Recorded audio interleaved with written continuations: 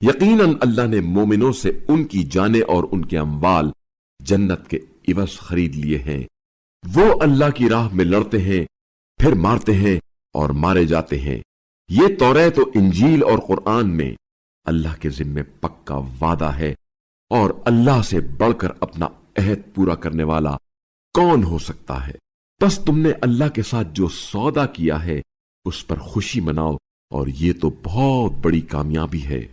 یہ لوگ توبہ کرنے والے، عبادت گزار، ثنا کرنے والے، راہ خدا میں سفر کرنے والے، رکوع کرنے والے، سجدہ کرنے والے، نیکی کی دعوت دینے والے اور برائی سے روکنے والے، اور حدود اللہ کی حفاظت کرنے والے ہیں۔ اور اے رسول صلی اللہ علیہ وآلہ وسلم، مومنین کو خوشخبری سنا دیجئے۔ نبی اور ایمان والوں کو یہ حق نہیں پہنچتا کہ وہ مشرکوں کے لیے مغفرت طلب کریں، خواہ وہ ان کے قریبی رشتہ دار ہی کیوں نہ ہوں، جبکہ یہ بات ان پر عیاں ہو چکی ہے کہ وہ جہنم والے ہیں۔ اور وہاں ابراہیم کا اپنے باپ چچا کے لیے مغفرت طلب کرنا اس وعدے کی وجہ سے تھا جو انہوں نے اس کے ساتھ کر رکھا تھا، لیکن جب ان پر یہ بات کھل گئی کہ وہ دشمن خدا ہے تو وہ اس سے بیزار ہو گئے۔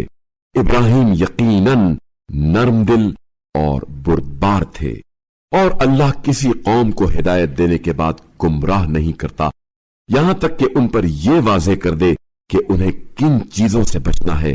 بتحقیق اللہ ہر چیز کا خوب علم رکھتا ہے۔ آسمانوں اور زمین کی سلطنت یقیناً اللہ ہی کے لیے ہے، زندگی بھی وہی دیتا ہے اور موت بھی، اور اللہ کے سوا تمہارا نہ کوئی کارساز ہے اور نہ مددگار۔ بتحقیق اللہ نے نبی پر اور ان مہاجرین و انصار پر مہربانی فرمائی جنہوں نے مشکل گھڑی میں نبی کا ساتھ دیا تھا، بات اس کے کہ ان میں سے بعض کے دلوں میں کجی آنے ہی والی تھی، پھر اللہ نے انہیں معاف کر دیا، بے شک وہ ان پر بڑا شفقت کرنے والا، رحم کرنے والا ہے۔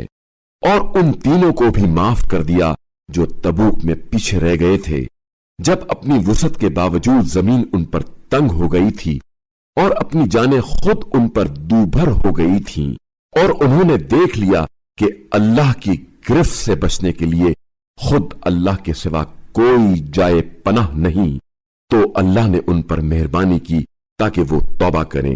بے شک اللہ بڑا توبہ قبول کرنے والا، رحم کرنے والا ہے۔ اے ایمان والو، اللہ سے ڈرو اور سچوں کے ساتھ ہو جاؤ۔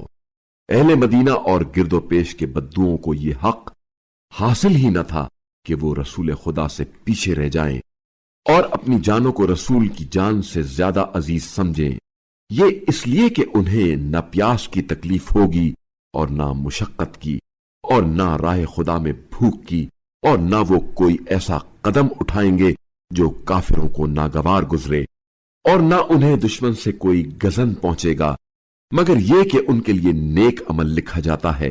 بے شک اللہ نیکی کرنے والوں کا ثواب ضائع نہیں کرتا۔